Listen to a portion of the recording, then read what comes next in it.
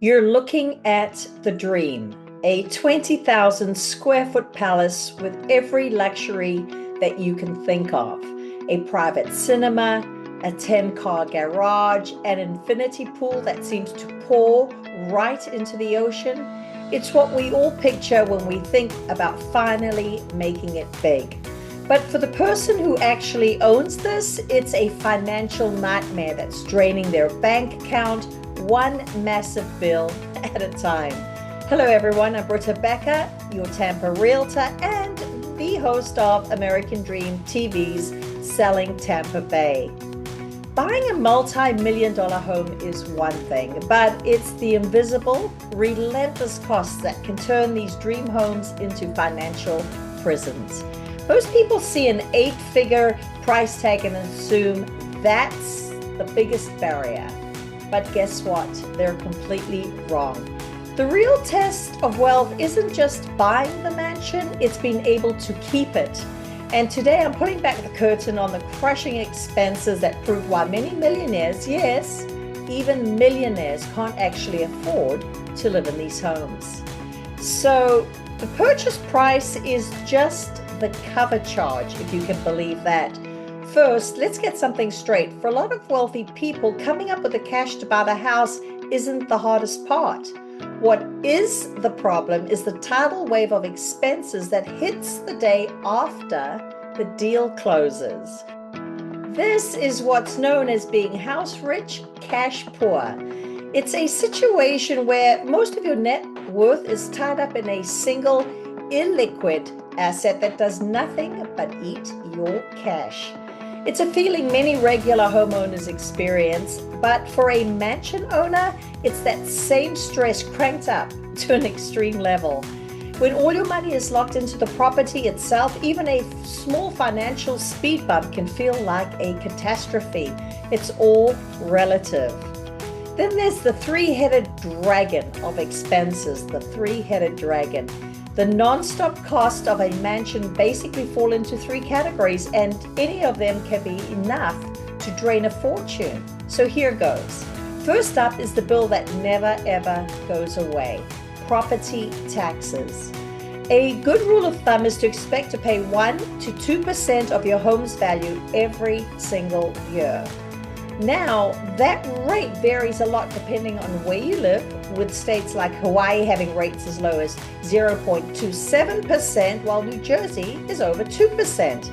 So on a $10 million mansion in a high-tax state like New York or California, you're not paying a few $100,000, you're looking at an annual tax bill of $100,000 to $200,000. That's over $15,000 a month, just for the privilege of owning the land. Next, you've got the endless cycle of maintenance and repairs. Owning a mansion isn't just like owning a normal house. It's like owning a small private hotel where, guess what? You're the only guest. Gosh, people often quote the 1% rule, meaning you should budget 1% of the home's value for annual upkeep. But for an ultra-luxury estate, that's the bare minimum. Costs can easily climb to 2 to 4% or more. So for a $10 million home, you should be ready to spend anywhere from $100,000 to $300,000 a year just to keep things running. Think about it. Acres of gardens need landscaping, complex HVAC systems need servicing, and a high-end pool needs constant attention, which alone can cost a few $100s a month. Finally, there are those operational and lifestyle costs. Your utility bills for a huge high-tech home can easily run from $2,000 to $5,000 a month. Gosh, insurance is another monster expense. And if your mansion is in an exclusive gated community, you will be paying HOA fees. While some are a few $100s, fees for luxury communities can range from $500 to $5,000 a month just for amenities like a shed, clubhouse, or security. If this breakdown is blowing your mind, let me know in the comments which one of these costs have shocked you the most this far. So you might be thinking, okay, But what if you can get a mortgage? While many of these deals are cash, those who finance face a whole other level of financial scrutiny. When a bank considers giving you a jumbo loan, and that's exactly what it is, they aren't just looking at your down payment. They're laser focused on whether you can actually handle the colossal carrying costs I just talked about. They demand massive cash reserves, often requiring you to have at least 6 to 12 months of your total monthly expenses saved up after you close on your home. They know the mortgage payment is just a tiny fraction of the true cost, and that loan becomes a trap if your income ever takes a hit, because the taxes, maintenance, and utility bills never stop coming. So, the solution, redefining what it means to be wealthy. So, what's the real takeaway here? It's about shifting your perspective on wealth. You have to understand the difference between a true asset and a lifestyle liability. An asset is something that puts money in your pocket. A mansion, for the person living inside it, almost always does the exact opposite. The real goal shouldn't be just collecting symbols of wealth, but achieving actual financial freedom.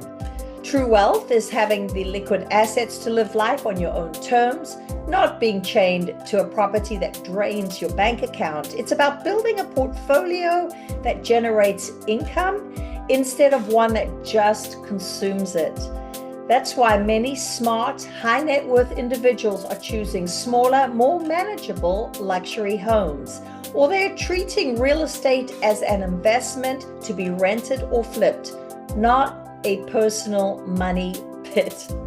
That 7 or 8-figure price tag on a mansion, it's just the tip of the iceberg. The real cost is hiding beneath the surface in an endless sea of 6-figure annual bills for taxes, maintenance, and operations.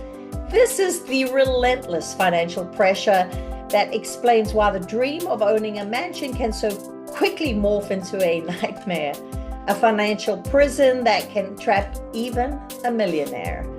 Because the true luxury isn't about owning a palace, it's about having the freedom to not be owned by it. So please subscribe for more insights into the finances of the super rich and what it really takes to build and keep a real fortune. Thank you so much for watching, and I'll look forward to hearing from you soon. Feel free to drop any comments down below, and I will see you next time. Bye for now.